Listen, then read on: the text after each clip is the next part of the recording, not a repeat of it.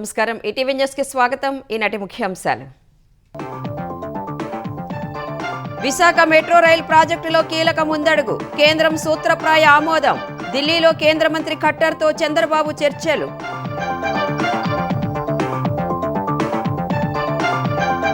అమరావతికి చట్టబద్ధత కల్పించాలని అమిత్ షాకు సీఎం వినతి. పోలవరం నల్లమల సాగర్కు అనుమతి ఇవ్వాలని సిఆర్ పాటిల్కు విజ్ఞప్తి.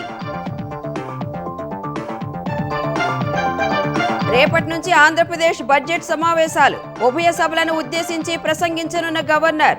ఈ నెల 14న వార్షిక పద్దు.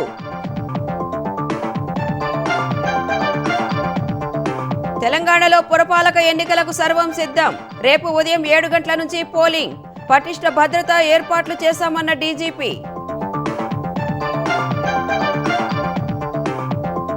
నారాయణపేట జిల్లా మక్తల్లో బీజేపీ అభ్యర్థి ఆత్మహత్య. నిలిచిపోయిన ఎన్నిక, కాంగ్రెస్ వేధింపులే కారణమన్న కమలం నేతలు. లోక్సభ స్పీకర్పై అవిశ్వాస తీర్మానానికి కాంగ్రెస్ నోటీస్. చర్చ పూర్తయ్యే వరకు సభకు దూరంగా ఉండాలని ఓం బిర్లా నిర్ణయం. ఏఐ కంటెంట్కు లేబుల్ తప్పనిసరి చేసిన కేంద్రం. రూపొందించిన వారి వివరాలు ఉండాలని స్పష్టీకరణ. లేని పక్షంలో చర్యలు తప్పవని హెచ్చరిక. ఫ్రాన్స్ నుంచి 114 రఫేల్ యుద్ధ విమానాలు కొనేందుకు కేంద్రం చర్యలు. 3,25,000 కోట్ల విలువైన ఒప్పందం చేసుకునేందుకు కసరత్తు.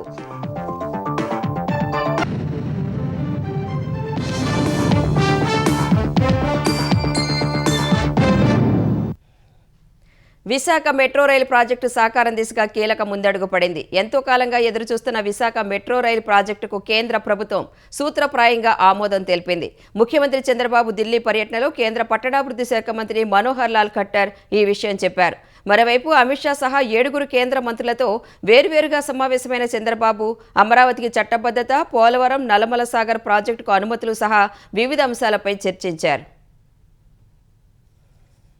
విశాఖ మెట్రో రైలు ప్రాజెక్టుకు కేంద్ర ప్రభుత్వం పచ్చజెండా ఊపింది. ఈ విషయాన్ని ఢిల్లీ పర్యటనలో ఉన్న సీఎం చంద్రబాబుకు కేంద్ర పట్టణాభివృద్ధి శాఖ మంత్రి మనోహర్ లాల్ ఖట్టర్ చెప్పారు. ఢిల్లీ పర్యటనలో భాగంగా ఉదయం జలశక్తి మంత్రి సిఆర్ పాటిల్తోనూ సమావేశమైన చంద్రబాబు పోలవరం నల్లమల్ల సాగర్ లింక్ ప్రాజెక్టుపై చర్చించారు. ఈ ప్రాజెక్టుకు అనుమతులిచ్చి సాంకేతిక, ఆర్థిక సాయం చేయాలని కోరారు. సాగునీటి ప్రాజెక్టులకు సంబంధించి కేంద్రం వద్ద పెండింగ్లో ఉన్న అంశాలపై చర్చించారు. పోలవరం పనులకు అవరోధంగా మారిన స్టాప్ వర్క్ ఆర్డర్ను శాశ్వతంగా ఎత్తేయాలని విజ్ఞప్తి చేశారు. పోలవరం కాలువల సామర్థ్యం పెంపుతో పెరిగిన వ్యయాన్ని రీయింబర్స్ చేయాలని కోరారు. అంతర్రాష్ట్ర నీటి వివాదాల పరిష్కారంపైన సీఎం సవివరంగా చర్చించారు. ఏపీ, ఒడిశా మధ్య వంశధార నీటి వివాదం పరిష్కరించాలని కోరారు. వంశధార నీటి వివాద ట్రైబ్యునల్ తుది నివేదికను గెజెట్లో ప్రచురించాలని వినతిపత్రం అందించారు. వంశధారపై నేరడి బ్యారేజ్ నిర్మాణానికి మార్గం సుగమం చేయాలని విజ్ఞప్తి చేశారు. గోదావరి జలాల పంపకంపై ఏపీ, తెలంగాణ మధ్య వివాదం కొనసాగుతోందన్న చంద్రబాబు నదీ జలాల పంపకానికి గోదావరి నీటి వివాదాల ట్రైబ్యునల్ ఏర్పాటు చేయాలని కోరారు. కృష్ణాపై ఆల్మట్టి డ్యాం ఎత్తుపెంపునకు కర్ణాటక చేపట్టిన చర్యలపై అభ్యంతరం తెలిపారు. ఆల్మట్టి ఎత్తుపెంపుతో ఏపీకి వచ్చే జలాలపై తీవ్ర ప్రభావం చూపుతుందన్నారు. అనంతరం కేంద్ర హోంమంత్రి అమిత్ షాతో సుమారు అరగంట పాటు సమావేశమైన చంద్రబాబు అమరావతి రాజధానికి చట్టబద్ధత కల్పించే బిల్లుపై చర్చించినట్లు తెలుస్తోంది. రాజధానికి చట్టబద్ధత కల్పించాలని ఇప్పటికే నిర్ణయించిన కేంద్ర హోంశాఖ వివిధ శాఖల అభిప్రాయాలు సేకరిస్తోంది. దానికి అనుగుణంగా కేబినెట్ నోట్ సిద్ధం చేయనుంది. పార్లమెంట్ 2వ విడత బడ్జెట్ సమావేశాల్లో అమరావతి చట్టబద్ధత బిల్ పెట్టాలని చంద్రబాబు అమిత్ షాను కోరినట్లు సమాచారం. కేంద్ర ఆర్థిక మంత్రి నిర్మలా సీతారామన్, ఉక్కు, భారీ పరిశ్రమల మంత్రి కుమారస్వామితో వేర్వేరుగా సమావేశమైన సీఎం ఏపీకి సంబంధించిన అంశాలపై చర్చించారు. విశాఖ స్టీల్ ప్లాంట్ ను లాభాల బాట పట్టించినందుకు కుమారస్వామికి ధన్యవాదాలు తెలిపిన సీఎం ఆర్ఐఎన్ఎల్ విషయంలోనూ సాయం చేయాలని కోరారు. అనంతరం వ్యవసాయ శాఖ మంత్రి శివరాజ్ సింగ్ చౌహాన్ తో సమావేశమైన చంద్రబాబు ఏపీలో వ్యవసాయం సహా అనుబంధ రంగాల అభివృద్ధికి తీసుకుంటున్న చర్యలపై చర్చించారు. సేంద్రియ సాగుపై రాష్ట్ర ప్రభుత్వం ప్రత్యేక దృష్టి సారించిన అంశాన్ని ప్రస్తావించారు. సాగులో రసాయనాల వినియోగం 2.28% మేర తగ్గించామన్నారు. అత్యుత్తమ వ్యవసాయ పద్ధతుల అమలుకు కేంద్రం సాయం కోరారు. We are also changing crops, horticulture, aquaculture and coconut, cashew, coffee, cocoa, all commercial crops we are growing in a big way. Palm oil also we are very strong. So with all these things I am seeking their guidance how to take to next level. Honorable Minister has helped me in introducing the best practices. He also instructed his departments to prepare action plan and value addition basing on requirements. I am confident Andhra will emerge as a leader in agriculture department. Meeting all ministers because new budget is coming. What are all the new projects and also what is the details, everything we are networking in the interest of Andhra Pradesh. Already some of the proposals we are putting detailed project reports. దేశ వ్యవసాయ రంగంలో AP వాటా 10% ఉందన్న కేంద్ర మంత్రి చౌహాన్ ఆత్మనిర్భర్ భారత్ లక్ష్య సాధనలో AP పాత్ర కీలకమని వ్యవసాయాభివృద్ధికి అన్ని విధాలుగా అండగా ఉంటామని హామీ ఇచ్చారు. एग्रीकल्चर में अकेले आंध्र का योगदान लगभग 10% है और उनके विजनरी लीडरशिप में हॉर्टिकल्चर का हब एपी बन रहा है. अभी नए बजट में जो अनाउंस की गई है विशेष योजनाएं, उन पर तेजी से आंध्र प्रदेश काम कर रहा है और मुझे पूरा विश्वास है कि आत्मनिर्भर भारत के लिए आत्मनिर्भर आंध्र प्रदेश और आंध्र प्रदेश की आत्मनिर्भर कृषि बनाने में आंध्र प्रदेश पूरी तरह से सफल होगा. फिशरीज में भी, एनिमल हस्बेंड्री में भी एक्सलेंट काम हो रहा है. पाम ऑयल हो या नेचुरल फार्मिंग, आंध्र प्रदेश ज़बरदस्त काम कर रहा है. उनको बहुत बहुत बधाई. उनके साथ भारत सरकार मिलकर और तेजी से काम करने का प्रयास करेगी. కేంద్ర ఐటీ, సమాచార, రైల్వే శాఖ మంత్రి అశ్విని వైష్ణవ్తో భేటీ అయిన చంద్రబాబు హైదరాబాద్ బెంగళూరు, హైదరాబాద్ చెన్నై, చెన్నై బెంగళూరు కారిడార్లను ప్రస్తావించారు. ఏపీ మీదుగా వెళ్లే 3 హైస్పీడ్ రైల్ కారిడార్ల ప్రకటనపై ధన్యవాదాలు తెలిపిన సీఎం బెంగళూరు, చెన్నై కారిడార్ను తిరుపతికి కనెక్ట్ చేసేలా చూడాలని కోరారు. దక్షిణ కోస్తా జోన్ కార్యకలాపాలు ఏప్రిల్ 1న ప్రారంభమయ్యేలా చొరవ చూపాలన్నారు. విజయవాడ, విశాఖ, తిరుపతి, అమరావతిలో గ్రీన్ఫీల్డ్ మెగా కోచింగ్ టెర్మినళ్లను కోరారు. ఉత్తర దక్షిణ భారత్ను కలిపేలా ఇటార్సీ, విజయవాడ కారిడార్కు సహకరించాలని అశ్విని వైష్ణవ్కు విజ్ఞప్తి చేశారు.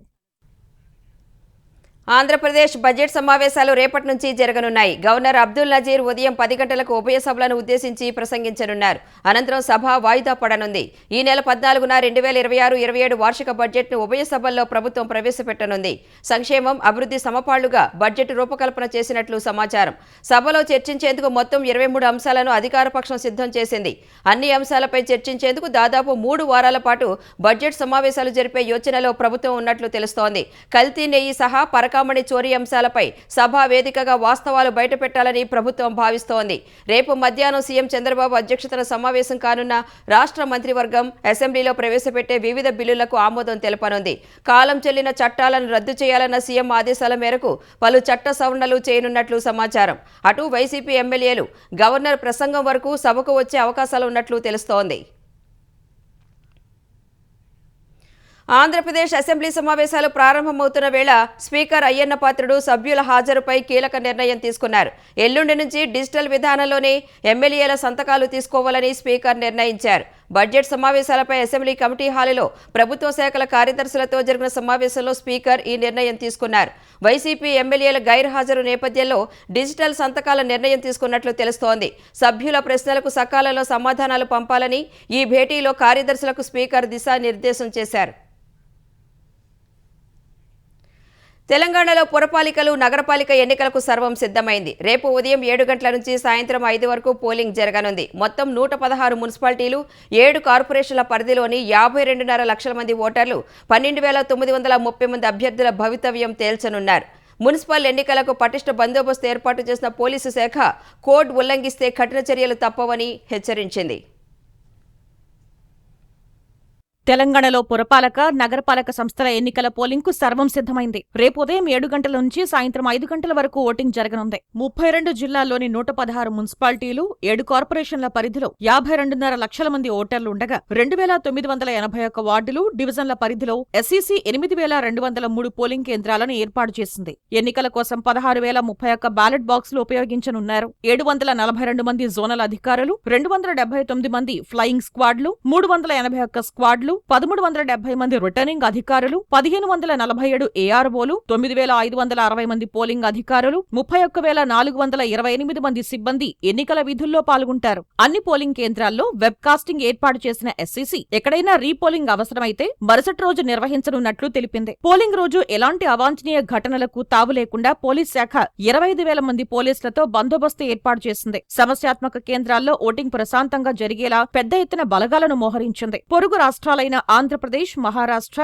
కర్ణాటక, ఛత్తీస్గఢ్ సరిహద్దుల్లో 20 అంతర్రాష్ట్ర చెక్ పోస్టులను ఏర్పాటు చేసింది. వివిధ జిల్లాల్లో మరో 55 అంతర్గత చెక్ పోస్టులు ఏర్పాటు చేసి వాహనాలు తనిఖీ చేస్తున్నారు. ఎన్నికల కోడ్ అమల్లోకి వచ్చినప్పటి నుంచి నిఘా వర్గాలు అప్రమత్తంగా వ్యవహరిస్తున్నాయని డీజీపీ శివధర్ రెడ్డి తెలిపారు. ఎన్నికల పర్యవేక్షణ కోసం 181 flying squads, 167 static surveillance teams నిరంతరం విధుల్లో ఉంటాయని పేర్కొన్నారు. ఓటర్లు ఎలాంటి ప్రలోభాలకు లొంగకుండా స్వేచ్ఛాయుత వాతావరణంలో ఓటు హక్కు వినియోగించుకోవాలని సూచించారు. శాంతి భద్రతలకు విఘాతం కలిగించే వారిపై కఠిన చర్యలు తీసుకుంటామని డీజీపీ హెచ్చరించారు. గత 15 రోజులుగా పోలీస్ శాఖ ఈ ఎలక్షన్స్ ని శాంతియుతంగా నిర్వహించేందుకని చెప్పి సన్నాహం చేస్తూ ప్రిపరేటరీ వర్క్ చేసింది. 1183 వెపన్ లైసెన్స్ ని డిపాజిట్ లోకి తీసుకున్నారు.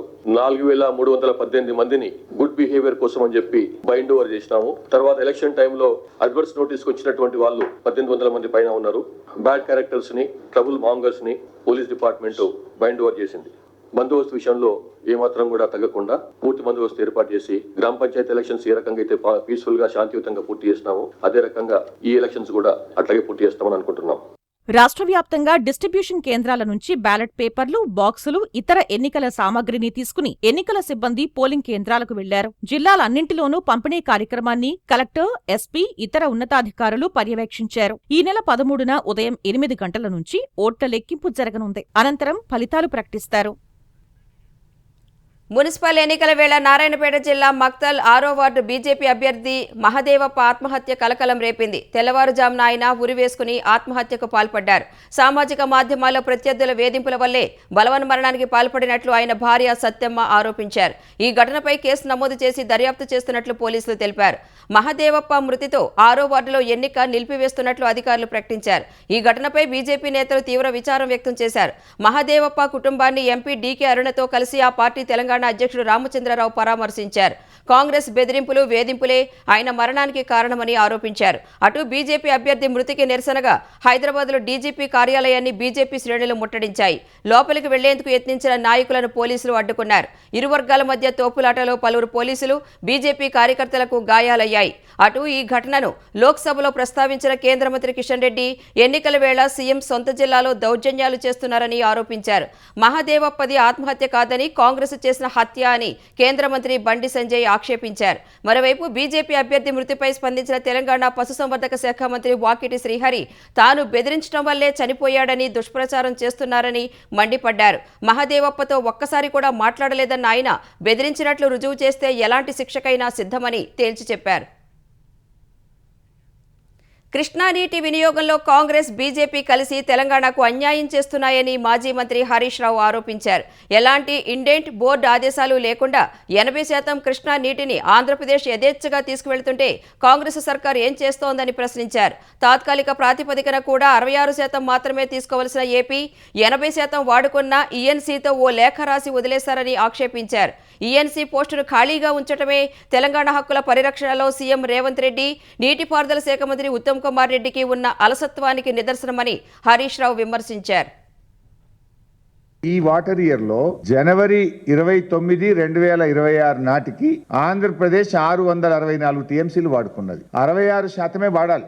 That is also a temporary arrangement. కానీ 80% వాడేసి 80% వాడేదాకా మీరు ఏం చేస్తుండ్రు? కాంగ్రెస్, బీజేపీలు ఇద్దరు కలిసి తెలంగాణ నీళ్లను ఆంధ్రాకు దోచిపెడుతున్నారు. ఇది నా మాట కాదు, ఇది ఈఎన్సీ గారి మాట, ఇది కేఆర్ఎంపీ మాట. డాక్యుమెంట్లు పెట్టుకొని మాట్లాడుతున్నారు తప్ప నేను రాజకీయంగా మాట్లాడతలేను. రేవంత్ రెడ్డి, కిషన్ రెడ్డి మీకు దోస్తాన్లు ఉంటే మీ పర్సనల్ ఏమైనా చేసుకోండి, కానీ రాష్ట్ర హక్కులు కాలరాసే హక్కు మీకు లేదు. లోక్సభ స్పీకర్ ఓం బిర్లాను తొలగించాలంటూ కాంగ్రెస్ పార్టీ అవిశ్వాస తీర్మానం నోటీసు ఇచ్చింది. లోక్సభ సెక్రటరీ జనరల్కు కాంగ్రెస్ ఎంపీలు నోటీసులు అందించారు. రాజ్యాంగంలోని ఆర్టికల్ 94C కింద అవిశ్వాస తీర్మానం నోటీసును అందజేసినట్లు కాంగ్రెస్ ఎంపీ గౌరవ్ గొగోయ్ తెలిపారు. కాంగ్రెస్, డీఎంకే, ఎస్పీ సహా విపక్షాలకు చెందిన 120 మంది ఎంపీలు నోటీసులపై సంతకాలు చేసినట్లు కాంగ్రెస్ వర్గాలు వెల్లడించాయి. తృణమూల్ కాంగ్రెస్ మాత్రం నోటీసుపై సంతకం చేయలేదు. రాష్ట్రపతి ప్రసంగానికి ధన్యవాదాలు తెలిపే తీర్మానంపై ప్రతిపక్ష నేత రాహుల్ గాంధీని మాట్లాడనివ్వకపోవడంపై విపక్షాలు ఆగ్రహంతో ఉన్నాయి. మహిళా ఎంపీల పేర్లు ప్రస్తావించడం, 8 మంది ప్రతిపక్ష సభ్యులను సస్పెండ్ చేయడంపై అసంతృప్తితో అవిశ్వాస తీర్మానం నోటీసు ఇచ్చినట్లు సమాచారం. అధికారపక్ష ఎంపీలకు ప్రత్యేక హక్కులు కల్పిస్తున్నట్లుగా స్పీకర్ వైఖరి ఉందని విపక్షం ఆరోపిస్తోంది. ఈ నేపథ్యంలోనే స్పీకర్ను తొలగించాలని అవిశ్వాస తీర్మానం నోటీసు ఇచ్చినట్లు కాంగ్రెస్ వర్గాలు తెలిపాయి. ప్రతిపక్షాలు ఇచ్చిన నోటీసును అధ్యయనం చేయాలని లోక్సభ సెక్రటరీ జనరల్ను స్పీకర్ ఆదేశించారు. నిబంధనల మేరకు చర్యలు తీసుకోనున్నట్లు లోక్సభ సెక్రటేరియట్ వర్గాలు తెలిపాయి. తనపై విపక్షాలు ఇచ్చిన అవిశ్వాస తీర్మానంపై చర్చ పూర్తయ్యే వరకు సభకు దూరంగా ఉండాలని స్పీకర్ ఓం బిర్లా నిర్ణయించుకున్నారు. కృత్రిమ మేధ సాయంతో రూపొందించే కంటెంట్లో తప్పుడు సమాచారాన్ని అరికట్టడానికి కేంద్రం కీలక ఆదేశాలు జారీ చేసింది. సోషల్ మీడియా ప్లాట్ఫామ్లు ఏఐ ద్వారా రూపొందించిన కంటెంట్ను స్పష్టంగా గుర్తించేలా లేబుల్ చేయాలని పేర్కొంది. ఏఐ కంటెంట్ను అందరూ సులువుగా గుర్తించేలా ఆ లేబుల్ ఉండాలని సూచించింది. ఒకసారి కంటెంట్కు ఏఐ లేబుల్ లేదా మెటా డేటా ట్యాగ్ కేటాయించిన తర్వాత సోషల్ మీడియా సంస్థలు కానీ వినియోగదారులు కానీ దానిని మార్చడం లేదా తొలగించడం చట్టరీత్యా నేరమని కేంద్రం స్పష్టం చేసింది. చట్ట విరుద్ధమైన అసభ్య మోసపూరిత ఏఐ కంటెంట్ను నిరోధించడానికి సోషల్ మీడియా ప్లాట్ఫామ్లు ఆటోమేటెడ్ సాధనాలను అందుబాటులోకి తీసుకురావాలని పేర్కొంది. ఏఐ కంటెంట్ను దుర్వినియోగం చేస్తే విధించే పెనాల్టీలు, శిక్షల గురించి వినియోగదారులకు అవగాహన కల్పించేందుకు ప్రతి 3 నెలలకోసారి యూజర్కు సందేశాలు పంపించాలని సామాజిక మాధ్యమాలను ఆదేశించింది. ఏఐ జనరేటెడ్ లేదా డీప్ ఫేక్ కంటెంట్ను తొలగించాలని ప్రభుత్వం లేదా కోర్టులు ఆదేశించినప్పుడు దాన్ని 3 గంటల్లోనే తొలగించాలని సామాజిక మాధ్యమాలకు కేంద్రం గడువు విధించింది. ముఖ్యమంత్రి రేవంత్ రెడ్డి మాటలు కోటలు దాటుతున్నాయని, చేతల్లో మాత్రం కనపడవని కేంద్ర మంత్రి కిషన్ రెడ్డి విమర్శించారు. వ్యక్తిగత విమర్శలు చేసే స్థాయికి సీఎం రేవంత్ రెడ్డి దిగజారిపోయారని ఆయన ఢిల్లీలో మండిపడ్డారు. తన పేరును సీఎం మార్చి పిలవడంపై స్పందించిన కిషన్ రెడ్డి తన తల్లిదండ్రులు పెట్టిన పేరును మార్చే హక్కు రేవంత్ రెడ్డికి లేదని ఆగ్రహం వ్యక్తం చేశారు. నా పేరు మార్చాడు ఆయన. నా పేరు మా తల్లి గారు పెట్టారు, మా తండ్రి గారు పెట్టారు. నీకు మార్చే అధికారం లేదు. నువ్వు మార్చుకో. ఎందుకంటే మీరు పార్టీలు మారుతారు, మీరు దయ్యాలైనటువంటి వ్యక్తులు మీకు దేవతలు అవుతారు. మీకు అలవాటు కావచ్చు. మీరు మార్చుకోండి. రేవంత్ రెడ్డి పై రేవంత్ ఖాన్ అని పెట్టుకోండి. చట్టబద్ధంగా పేరు మార్చుకున్నా మాకేం అభ్యంతరం లేదు. మీరు కావాలంటే మతం మార్చుకున్నా కూడా మాకు అభ్యంతరం లేదు. మా ఇంటి పేరు మార్చేటువంటి అధికారం నీకు లేదు. వీళ్ళకు మజ్లిస్ పార్టీ, ఓవైసీ వీళ్ళకి అన్ని రకాలుగా కలిసి వస్తుందని. మీరు మజ్లిస్ పార్టీతో కలిసి కాపురం చేసినన్ని రోజులు ఆ కాపురంలో నిప్పులు పోసే పని చేస్తాం మేము. బీఆర్ఎస్ నేతలు ఇంకా ఫోన్ ట్యాపింగ్ కు పాల్పడుతున్నారనే అనుమానం వస్తోందని తెలంగాణ రెవెన్యూ శాఖ మంత్రి పొంగులేటి శ్రీనివాసరెడ్డి విమర్శించారు. ఖమ్మం జిల్లా ఏదులాపురం పురపాలక ఎన్నికలపై అధికారులతో నిర్వహించిన సమీక్షలో మాట్లాడిన విషయాలు బయటకు రావడంపై పొంగులేటి ఆగ్రహం వ్యక్తం చేశారు. ఉద్యోగులతో మాట్లాడిన మాటలు ఎలా విన్నారో పూర్తి స్థాయిలో విచారణ చేస్తామని మంత్రి పొంగులేటి శ్రీనివాసరెడ్డి స్పష్టం చేశారు. ఆ ఫోన్ ట్యాపింగ్ కి సంబంధించిన ఎక్విప్మెంట్లు ఇంకా వీరి దగ్గర ఉన్నట్లు నాకు అనిపిస్తుంది. ఇప్పుడు కూడా చేస్తున్నారు. ఈ ఫోన్ ట్యాపింగ్ కి సంబంధించిన దాంట్లో వీరి పాత్ర ఏముందో కూడా ఈ ప్రభుత్వం ఓపెన్ చేస్తుంది. ఇంకా ఎన్ని ఎక్విప్మెంట్లు ఏ మామిడి తోటలలో, ఏ ఫామ్ హౌసెస్లో, ఎవరు ఇంట్లో ఉండి ఇంకా దొంగతనంగా ఈ ఫోన్ ట్యాపింగ్లు ఎంతమంది వింటున్నారో ఈ ప్రభుత్వం ఎంక్వైరీ చేసి చట్టరీత్యా తగు చర్యలు వారి మీద కూడా తీసుకోవడం జరుగుతుంది. హైదరాబాద్ పరిధిలోని 4 ప్రాంతాల్లో నిర్వహించిన ఆపరేషన్లో 1511 కోట్లు విలువ చేసే ప్రభుత్వ భూములు, పార్కు స్థలాలను ఆక్రమణల చెర నుంచి హైడ్రా విడిపించింది. ఆ భూముల చుట్టూ ఫెన్సింగ్ వేసి బోర్డులు పెట్టింది. శేరిలింగంపల్లి నియోజకవర్గం కొండాపూర్లోని 4 ఎకరాల జంగం కుంటను పూడ్చేసి మట్టితో చదును చేసి ప్లాట్లుగా విక్రయించేందుకు సిద్ధమైన కబ్జాదారుల ఆట కట్టించి అక్కడ 700 కోట్లు విలువైన భూమిని కాపాడింది. రెవెన్యూ అధికారులతో కలిసి నిర్వహించిన సర్వేలో జంగంకుంట ఆక్రమణలను నిర్ధారించి అక్రమార్కులపై కేసు నమోదు చేసింది. ఆల్వాల్ మండలంలో కొత్త చెరువు 8 ఎకరాల మేర ఆక్రమణలకు గురైంది. చెరువు ఎఫ్టీఎల్ పరిధిలో ప్లాస్టిక్ కంప్రెసివ్ యూనిట్ ప్లాస్టిక్ వ్యర్థాల సేకరణ నిర్వహిస్తూ చెరువును కలుషితం చేస్తున్నారన్న ఫిర్యాదుపై స్పందించిన హైడ్రా వాటిని తొలగించింది. వనస్థలిపురం జక్కిడి నగర్ కాలనీలో 650 గజాల పార్కు స్థలాన్ని, మౌలాలి సర్కిల్ పరిధిలోని రాధాకృష్ణ హౌసింగ్ కాలనీలో 450 గజాల పార్కు స్థలాన్ని కబ్జాదారుల నుంచి రక్షించి ఫెన్సింగ్ ఏర్పాటు చేసింది. జీహెచ్ఎంసీకి గిఫ్ట్ డీడ్గా ఇచ్చిన పార్కు స్థలాన్ని ఆక్రమించి నిర్మించిన ప్రహరీతో పాటు రేకుల షెడ్డును హైడ్రా తొలగించింది. జగన్ అక్రమాస్తుల కేసు నుంచి తప్పించుకునేందుకు వ్యాన్ పిక్ ప్రాజెక్టుకు దారులన్నీ మూసుకుపోయాయి. సిబిఐ నమోదు చేసిన కేసును కొట్టివేయాలంటూ వ్యాన్ పిక్ చేసిన విజ్ఞప్తిని గతంలోనే కింది కోర్టులు కొట్టేయగా తాజాగా సుప్రీంకోర్టు కూడా తోసిపుచ్చింది. జగన్ అక్రమాస్తుల కేసులో వ్యాన్ పిక్ పై సిబిఐ నమోదు చేసిన అభియోగాలను హైదరాబాద్లోని సిబిఐ కోర్టు పరిగణలోకి తీసుకోగా గతంలో యాజమాన్యం తెలంగాణ హైకోర్టులో సవాలు చేసింది. కేసును కొట్టేయాలని కోరింది. అయితే వ్యాన్ పిక్ అభ్యర్థనను హైకోర్టు అప్పట్లో తోసిపుచ్చింది. చివరి ప్రయత్నంగా వ్యాన్ పిక్ యాజమాన్యం సుప్రీంకోర్టు తలుపు తట్టింది. తెలంగాణ హైకోర్టు ఉత్తర్వుల్లో జోక్యం చేసుకోలేమని సుప్రీంకోర్టు తేల్చి చెప్పింది. ఈ మేరకు వ్యాన్ పిక్ పిటిషన్ను కొట్టేసింది. వైఎస్ రాజశేఖర రెడ్డి హయాంలో పెట్టుబడుల ముసుగులో వ్యాన్ పిక్ ప్రాజెక్ట్స్ 1000 ఎకరాలు దక్కించుకుంది. ప్రతిగా జగన్ కంపెనీలో పెట్టుబడులు పెట్టిందని సిబిఐ అభియోగాలు మోపింది. ఇదంతా క్విడ్ ప్రోకో అని ఛార్జిషీట్లో స్పష్టం చేసింది.